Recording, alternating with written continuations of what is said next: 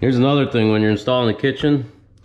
You're gonna need lots of different kinds of screws, lots of different kinds of bits. You know what I mean? I got all these different bits. I got drill bits.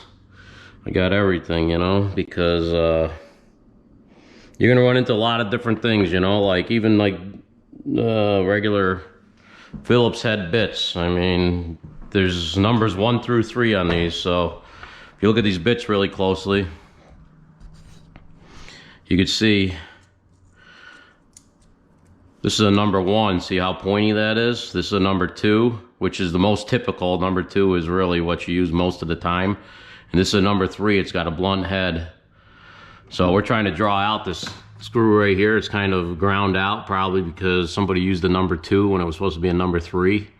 So now we got to pull this out because we got to move this bracket over that inch to offset what we padded this out here.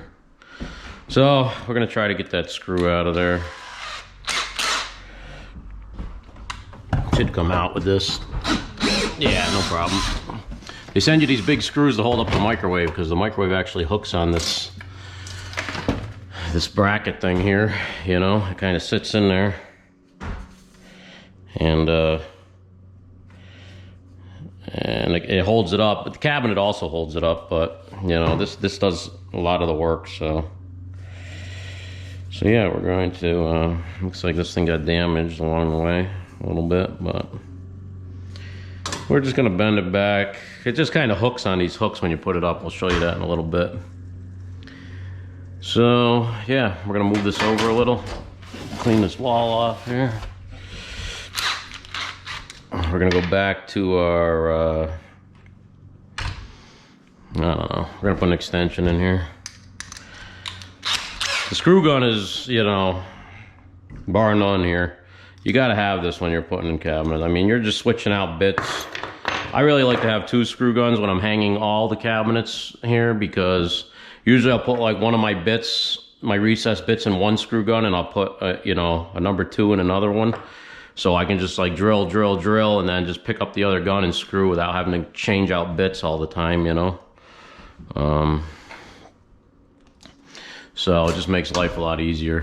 So I made a mark here where I got to move this to, and we're gonna just try to find our studs here.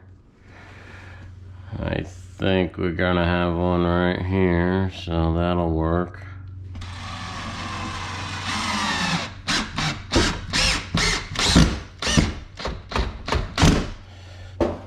So there's a good one. It looks like we had a stud over here before. Maybe we should put this, try to put this big bolt back in there. Even though it's stripped, I really don't want to try this, but this big bolt, this is what really holds. Yeah, see, thing's shot. I'll try this one.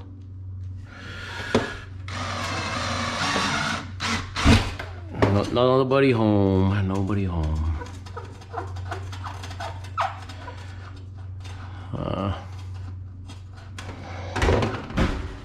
So the studs are all 16 on center in here. So really, if we hit a stud there, we should have one. Oh, it's all the way out there. There's never a stud where you need it, or a hole in here where you need it. See how there's no hole there? That's just how it is, you know? I mean, when you need it, it's not there for you. It's kind of like people. You know, everybody wants to help and everybody says, I'll do whatever. But when you actually like need the help, everybody's busy. Which I understand because I'm busy too, so it's not a big deal. But you know, I got friends calling me for help and it's like, man, I'm like, I'll have like a truss set going on, you know, like I'll be, and I'll have a crane on site and truss set going on. They call me and they're like, oh, I really need you. And it's like, I can't leave right now, man. So we just punched a hole right through this, which is fine. You got to modify stuff when you're doing remodeling. There's just a lot of making things work, you know. Nothing's really a perfect science here. You know, you're just gonna line up stuff, make things work, make it easy on yourself. So yeah, so this microwave hangs up here. we got to move this vent over here. So we're gonna have to cut out a little more sheetrock here. You know, I'm just gonna do this with the knife here. When we get outside, we're gonna be stuffing insulation in here, and we gotta cut the siding back, and everything's gotta move an inch, you know. So like moving this microwave 1 inch is really quite an ordeal, you know. You're like, oh yeah, you just move it over an inch. It's like, no, I had to take the cabinet down. I had to add a filler strip. I mean, earlier today I went up to my table saw and made that filler strip, that 1 inch filler, so I could have it when I got here, you know. Oh yeah, and there's all crap in here, you know, so now we're gonna have to vacuum all this later on today. Who knows what we got in here. You want to get all this out of here though, because once this microwave goes up, you know, on the outside, it's gonna be harder to get to, you know.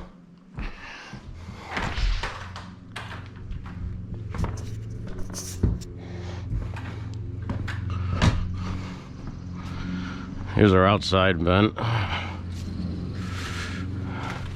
We just screwed it on here or whatever. I'm just gonna unscrew it quick because I don't want it affecting the microwave when I put the microwave up, because the microwave's pretty heavy. You can do it yourself, but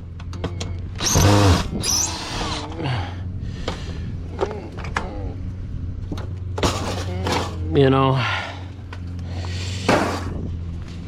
we got a new vent going in too.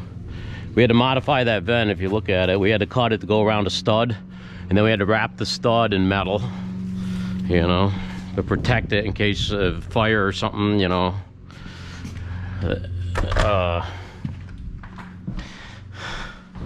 So yeah. All right, so now these are the microwave bolts they give you. It's pretty cool. They give you this big area. See how this swings around in here? So like, it's pretty easy to hit these. People are like, oh, I gotta line it up all perfect up here, you know. We already pre-drilled our holes in here. People think, oh, we gotta line up all perfect, but look at the size of this hole. I made this hole nice, because the heads on these are big, so there's wiggle room, you know. So really, here's what I normally do. I kind of lean these in here, especially when you're doing this by yourself, because this microwave, it's a little bit of a struggle to get it in there. So I get this stuff ready so that once I get this microwave up here, I can just reach up here and thread a bolt in. And then once you get one in, it'll hold the thing up, you know. And then we gotta feed this thing through. Guess we'll get our clamp out of there. Now there's another trick to this. You can use a dead men too. So you could put like a post under this microwave. Like if you don't think you can hold it up long enough or whatever, you can put something under it to help hold it, you know, a box or whatever. But you know, I like to struggle, so we're gonna do it the hard way. Ah, crap. This is like a little flapper to not let the air in or whatever. Kind of slides in here. It's kind of a crappy design, really. Just hooks on there like that, done. All right, let's try this.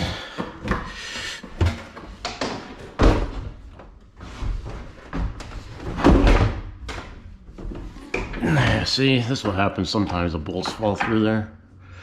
I mean, I'm on that lip in the back now, so it's not, you know, too difficult. I'm actually way up on it here. I gotta come down here. There we go.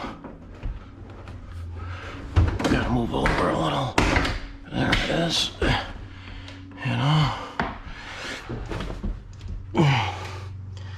Alright. Let's see what we're looking like there. Yeah, so these things go up here pretty tight. Oh, we missed one. Yeah, that happens there sometimes. You miss one.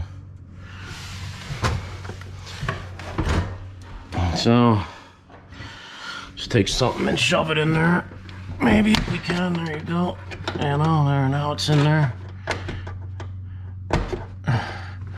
Like I said, the cabinet's holding up a lot of this too, so I don't know. So it's not going back. We'll see what's going on up in here. So we're just hitting the cabinet a little hard here. We're gonna just shove her in there. All right, we're gonna try to thread one of our bolts here. If that one don't thread easy, just go to the next one. Like, find one that threads easy. Because right now, I'm holding this thing up, you know? I mean, usually it's a little easier than this. Looks like we're pretty even in here.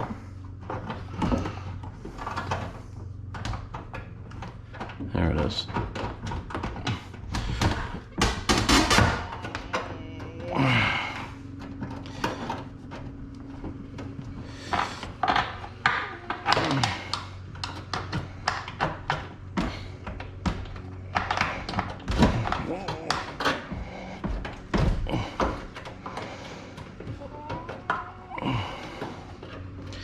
So that's that. We got our bolts threaded there. So it's really easy to hang one of these microwaves. Like, people get intimidated saying, oh, you know, a lot of directions and stuff, but it's really not too bad.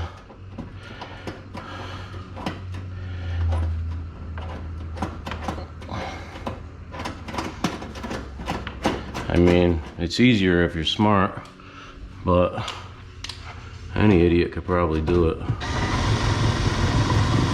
There's this thread right in there.